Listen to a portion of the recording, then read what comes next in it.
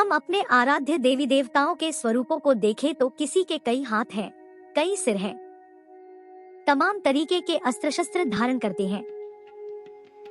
सभी देवी देवता अलग अलग वाहनों पर विराजमान है, जैसे कोई सिंह पर तो कोई है शेर पर, कोई है वृष पर तो कोई है चूहे पर। ऐसा क्यों?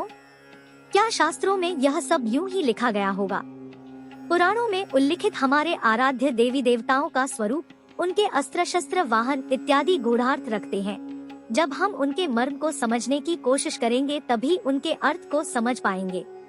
जैसे 10 हाथ और 10 पैर वस्तुतः उनकी क्षमताएं और गति है, अर्थात एक ही समय में उनमें 10 दिशाओं में काम करने की और गति करने की क्षमता है। वाहन यानी जो हमें गंतव्य तक ले जाने में सहायता करे। वाहन पर विराजमान होने का अर्थ है कि कौन किस प्रकार की शक्तियों पर अंकुश लगाता है। जैसे माँ दुर्गा सिंह की सवारी करती है। सिंह को उग्रता और हिंसक प्रवृत्तियों का प्रतीक माना जाता है। माँ दुर्गा के सिंह पर सवार होने का मतलब है कि जो उग्रता और हिंसक प्रवृत्तियों पर नियंत्रण पा सकता है वही शक्ति है। भगवान गणेश जी का वाहन चूहा है, जो कि हमारे मन की ही तरह बहुत चंचल होता है और इधर उधर भागता रहता है। जब इस मन पर बुद्धि विवेक का नियंत्रण हो जाता है तभी वह अपने इष्ट तक पहुंच पाता है। यहाँ हम आदिशक्ति माँ दुर्गा जी के 9 रूपों को देखते हैं कि हर रूप में उनके हाथों की संख्या, उनके वाहन, उनके वस्त्रों का रंग आदि अलग अलग क्यों है। वैसे तो सनातन ग्रंथों में लिखी बातों का कोई एक अर्थ नहीं है, लेकिन कुछ चीजों को समझ लेने से हमें दूसरी चीजों को भी समझने में आसानी होती है। आप माँ दुर्गा जी के 9 रूपों को ध्यान से देखिए तो आपको पता चलेगा कि उनके ये 9 रूप किसी नारी की जीवन यात्रा और जीवन के हर पड़ाव पर उसके अलग अलग स्वभाव और लक्षणों को भी दर्शाते हैं। माँ दुर्गा को सबसे पहले शैलपुत्री के रूप में पूजा जाता है। इनके 2 हाथ हैं। दाएं हाथ में त्रिशूल और बाएं हाथ में कमल सुशोभित है। शैलपुत्री की तुलना हम एक नवजात शिशु से कर सकते हैं। जब कोई लड़की जन्म लेती है तब वह अपने पिता के नाम से जानी जाती है, इसलिए माँ का नाम शैलपुत्री है। यह माँ का सबसे आधारभूत स्वरूप है, जिनका अभी अभी जन्म हुआ है। अतः इनके 2 ही हाथ हैं, क्योंकि अभी इनमें अन्य शक्तियों का विस्तार नहीं हुआ है। माँ के एक हाथ में त्रिशूल और दूसरे हाथ में कमल है। यह जन्म से ही माँ के स्वभाव को दर्शा रहा है कि बड़ी होकर वे कौन कौन सी विशेषताओं को धारण करेंगी। जैसे हम कहते हैं न कि किसी बच्चे के जन्म के समय ही उसके लक्षण दिख जाते हैं। माँ का यह स्वरूप भी यह बताता है कि एक तरफ माँ का स्वरूप संहारक और रक्षक का है, तो दूसरी तरफ वे कमल की भांति निर्मल और कोमल भी है, और कीचड़ में खिलने वाले कमल की भांति उन पर भी किसी सांसारिक बुराई का कोई असर नहीं होगा। धर्म की स्थापना ऐसे ही लोग कर सकते हैं। माँ दुर्गा की दूसरी शक्ति का नाम ब्रह्मचारिणी है। ब्रह्मचारिणी का अर्थ है तप का आचरण करने वाली। देवी के दाएं हाथ में जप की माला है और बाएं हाथ में कमंडल धारण किए हुए हैं। देवी का यह रूप पूर्ण ज्योतिर्मय और अत्यंत दिव्य है। ब्रह्मचर्य का अर्थ है सात्विक जीवन बिताना, शुभ विचारों को धारण करना, ईश्वर का ध्यान करना और विद्या ग्रहण करना। यह वैदिक धर्म वर्णाश्रम का पहला आश्रम भी है, जिसके अनुसार यह 25 वर्ष तक की आयु का होता है। इस आश्रम का पालन करते हुए विद्यार्थियों को भावी जीवन के लिए स्वयं को तैयार करने के लिए शिक्षा ग्रहण करनी होती है। यह स्वरूप माँ के सीखने की उम्र को दर्शाता है। यह समय धैर्य, त्याग और तपस्या का है। पूरा ध्यान अध्ययन पर लगाना है, ब्रह्मचर्य का पालन करना है। अभी माँ अपने आगे के जीवन के तैयार हो रही है। अतः अभी भी उनके 2 ही हाथ है। उनके एक हाथ में माला और दूसरे हाथ में योग साधना में लीन रहने वाले ऋषिमुनियों की तरह कमंडल है। इस स्वरूप में वे श्वेत वस्त्र धारण करती हैं। श्वेत रंग सभी रंगों में सबसे हल्का और आंखों को सुकून देने वाला होता है। यह रंग शांति, उमंग, उत्सव, ताजगी, पवित्रता और कोमलता का भी प्रतीक है। एक हाथ में माला और दूसरे हाथ में कमंडल। माला से भगवान और अपने कर्म के प्रति निष्ठा और सात्विकता का बोध होता है। माला ध्यान और जप का भी प्रतीक है। यह जीवन में आध्यात्मिकता के महत्व को समझने पर बल देती है। माँ दुर्गा की तीसरी शक्ति का नाम चंद्र घंटा है। देवी के मस्तक पर घंटे के आकार का अर्धचंद्र है। मस्तक के बीच में तीसरी आंख होती है। इनकी 10 भुजाएं हैं और सभी भुजाओं में अस्त्र शस्त्र विभूषित है। यह माँ का सबसे संपन्न और शक्तिशाली स्वरूप है। अध्ययन और शिक्षा ग्रहण के बाद माँ अब सब प्रकार से तैयार हो चुकी है। इसीलिए जहाँ पिछले स्वरूपों में माँ के 2 ही हाथ थे, अब इस स्वरूप में उनके 10 हाथ हैं, जो कि उनकी एक ही समय में 10 दिशाओं में काम करने की क्षमता को दर्शाते हैं। माँ का यह स्वरूप ज्ञान, भक्ति और कर्म तीनों का संगम है। यह माँ का शिक्षित युवा स्वरूप है, जो उम्र का सबसे शक्तिशाली पड़ाव होता है। इसीलिए उनकी तीसरी आँख, छठी इंद्रिय भी खुल चुकी है, जो कि चेतना शक्ति के विकास या जागृत होने का भी प्रतीक मानी जाती है। अर्थात अब माँ जीवन में किसी भी संघर्ष के लिए हर प्रकार से तैयार हो चुकी है। माँ दुर्गा की चौथी शक्ति का नाम है कूष्मांडा। इन्हीं देवी ने ब्रह्मांड की रचना की है और इसीलिए इन्हें कूष्मांडा कहा जाता है। इनकी सभी भुजाओं में कमंडल, धनुष बाण, कमल पुष्प, कलश, चक्र और गदा है। एक हाथ में सभी सिद्धियों और निधियों को देने वाली जपमाला है। कूप छोटा, ऊष्मा ऊर्जा, अंडा या बीज। माँ कूष्मांडा की तुलना हम एक गर्भवती स्त्री से कर सकते हैं।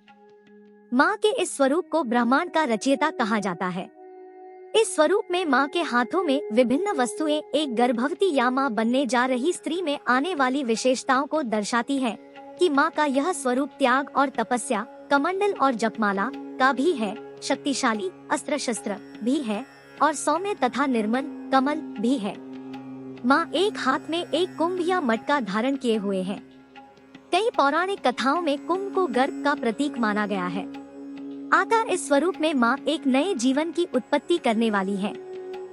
माँ दुर्गा की 5वीं शक्ति का नाम स्कंद माता है, जो पर्वतों पर निवास कर सांसारिक जीवों में नवचेतना का निर्माण करती है। स्कंद कुमार यानी कार्तिकेय की माता होने के कारण ही इन्हें स्कंद माता कहा जाता है। भगवान स्कंद बलरूप में इनकी गोद में विराजमान है। माता की 4 भुजाएं हैं। 2 भुजाओं में कमल और 1 भुजावर मुद्रा में है। एक भुजा से वह बालक स्कंद को अपनी गोद में पकड़े हुए है। माँ का यह स्वरूप माँ बन चुकी स्त्री का है। ऐसी स्त्री अपनी संतान में ही खोई रहती है।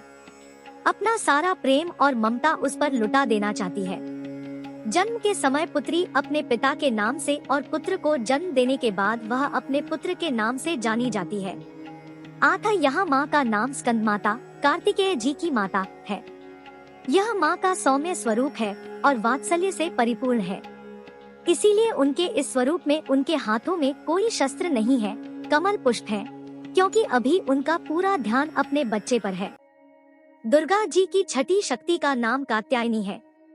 इन्हीं देवी ने सिंह पर आरूढ़ होकर महिषासुर का वध किया था। माता की 4 भुजाएं हैं। एक भुजा में तलवार और दूसरी में कमल सुशोभित है। एक भुजा अभय मुद्रा में है और एक भुजा वर मुद्रा में। जब एक स्त्री माँ बन जाती है, तब यदि उसकी संतान को कोई भी कष्ट पहुँचाने की चेष्टा करता है, तब वह अपने शक्ति स्वरूप में आ जाती है। इस रूप में माँ सौम्य तो है, लेकिन जरूरत पड़ने पर अपना शस्त्र निकाल लेती है। इसीलिए इस रूप में उनके एक हाथ में तलवार है। यह स्वरूप दर्शाता है कि कोई भी ममतामयी स्त्री अपनी संतान की रक्षा में किसी दूसरे पर निर्भर नहीं रहती। वह स्वयं ही सर्वशक्तिमान बन जाती है। यह विशेषता आप संसार की हर माँ में देख सकते हैं, चाहे वे पशु ही क्यों न हो। जैसे कुछ वर्षों पहले एक वीडियो सामने आया था जिसमें एक विषैले सांप ने एक गिलहरी के बच्चों पर झपट्टा मारने का प्रयास किया। तब उन बच्चों की मां गिलहरी उस सांप से ऐसे भिड़ गई थी और इतनी बुरी तरह काटा था कि सांप को वहां से तुरंत ही भाग जाना पड़ा था। जबकि गिलहरी की छवि एक बहुत ही सीधी सीधी प्राणी की है। माँ का एक हाथ अभय मुद्रा में है। माँ दुर्गा अखंड सुहाग की भी देवी है। माँ कात्यायनी ब्रजमंडल की अधिष्ठात्री है। श्री राधा जी सहित ब्रज की गोपियों ने भगवान श्री कृष्ण को पति रूप में पाने के लिए कालिंदी यमुना के तट पर माँ कात्यायनी की ही पूजा की थी। रण में शत्रुओं का विनाश करते हुए देखकर वैरियों की पतिव्रता पत्नियां भयभीत होकर अपने सुहाग की रक्षा के लिए उनकी शरण में आ जाती है। तब वे सर्वमंगला दया करके उनके स्वामियों को भी अभय प्रदान कर देती है। जैसा कि महिषासुर मर्दिनी स्तोत्र में लिखा है, अयि शरणागत वैरिवधूवर वीवराभ्यदाय करे। त्रिभुवन मस्तक शूल विरोधी शिरोधिकृतामल शूल करे। देवी की 7वीं शक्ति का नाम कालरात्रि है। यह माता का सबसे रौद्र और विकराल स्वरूप है, जो दर्शाता है कि माँ के सब्र का बांध टूट चुका है। इसमें वे अत्यंत भयंकर हो जाती है, जो अपने प्राणों तक से मोह नहीं करती। इस रूप में उनके क्रोध की सीमा इतनी बढ़ गई थी कि स्वयं उनके पति भगवान शिव को आना पड़ा था उन्हें रोकने और संभालने के लिए। इनके शरीर का रंग घने अंधकार की तरह एकदम काला है। सिर के बाल बिखरे हुए हैं और गले में बिजली की तरह चमकने वाली माला है। माता का यह भयानक रूप पापियों और अत्याचारों को भयकंपित करता है, लेकिन भक्तों के लिए इनका यही रूप अभयदान देने वाला और अत्यंत शुभकारी है। काल को निगल जाने वाली अर्थात माँ कालरात्रि अंधकार में स्थितियों का विनाश कर काल से भी रक्षा करती है। माता कालरात्रि के 3 नेत्र हैं। जैसे क्रोध में जब भगवान शिव का तीसरा नेत्र खुल जाता है, तब कोई नहीं बचता। इनकी श्वान से अग्नि की ज्वालाएं निकलती रहती हैं। इनका वाहन गर्दभ है। इनकी 4 भुजाएं हैं। एक भुजा में लोहे का कांटा और दूसरी में खड्ग है। एक भुजा अभय मुद्रा में है और एक भुजा से माँ अपने भक्तों को वरदान देती है। नवरात्रि के 8वें दिन माँ दुर्गा की 8वीं शक्ति महागौरी की आराधना की जाती है। इनका रूप पूरी तरह से गौर वर्ण का है।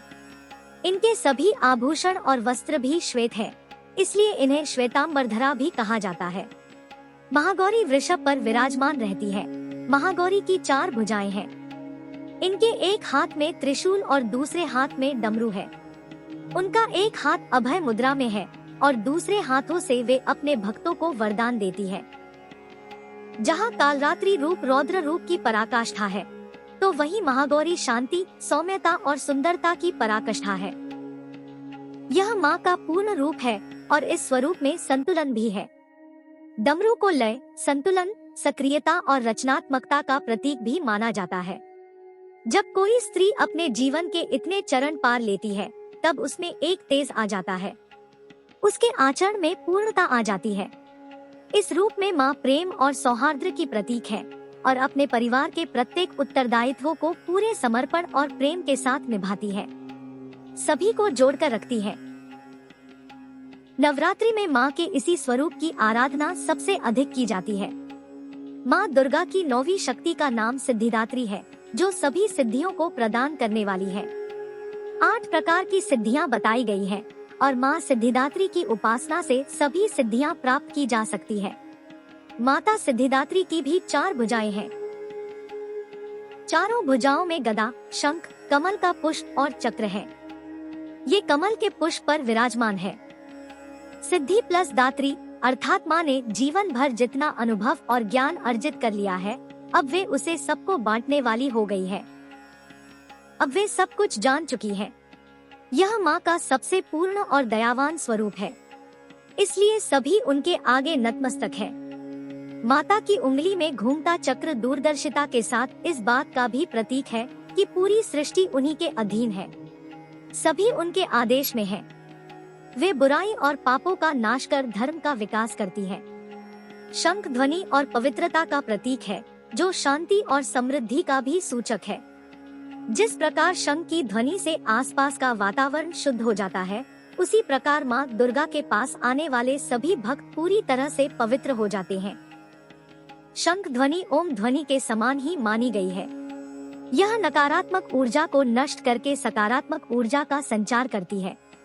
यह ध्वनि हमें बताती है कि ऐसी ही नाद हमारे अंदर है, जिसे आत्मा की आवाज कहते हैं, जो हर अच्छे बुरे कर्म से पहले हमारे भीतर गुंजायमान होती है। यदि हम भीतर के इस नाद को सुनकर कर्म करें तो जीवन सहज और सरल हो जाता है।